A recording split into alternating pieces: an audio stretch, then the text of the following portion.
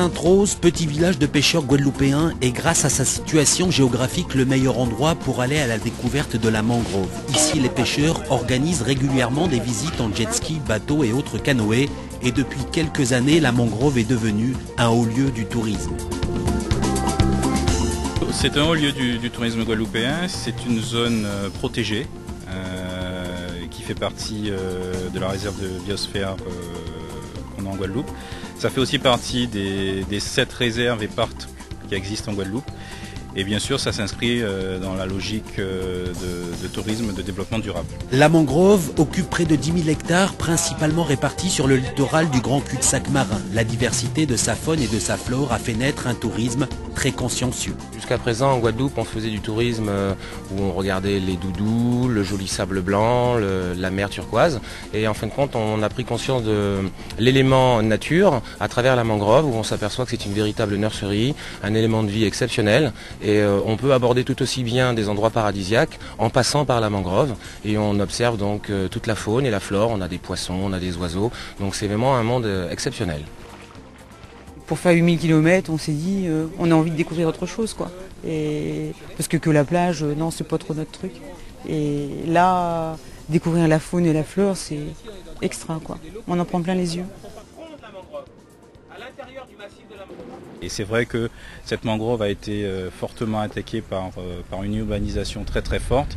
Et heureusement qu'il y a depuis un certain nombre d'années une prise de conscience assez forte de la nécessité de préserver cette mangrove.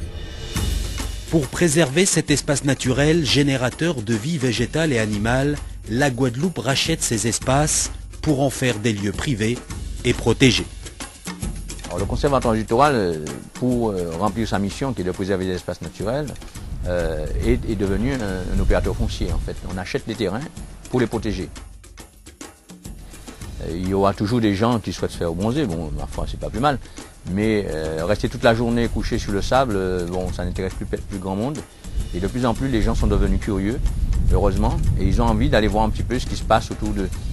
On leur permet de rentrer un petit peu à l'intérieur des terres, de voir autre chose, de découvrir cette mangrove mystérieuse.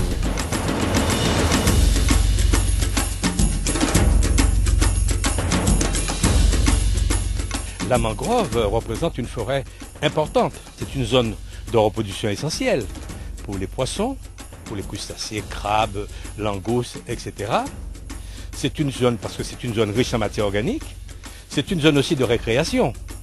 Parce qu'on peut faire des tours en bateau sur la mangrove, aller observer la nidification des animaux. C'est une zone aussi économique. Donc vous voyez, la mangrove joue un rôle important.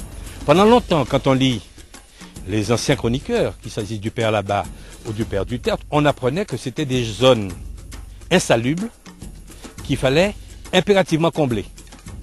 Alors à l'époque, si j'avais demandé à quelqu'un de se baigner dans ça, de se passer ça sur la peau, quelqu'un me dirait, mais non, écoutez, c'est sale, c'est pas bien excès, etc. Mais aujourd'hui, madame est toute seule, mais des fois, il y a des dizaines et des dizaines de personnes qui viennent passer ça sur le corps, pour la peau, pour les douleurs. Il faut laisser sécher. Il faut laisser sécher.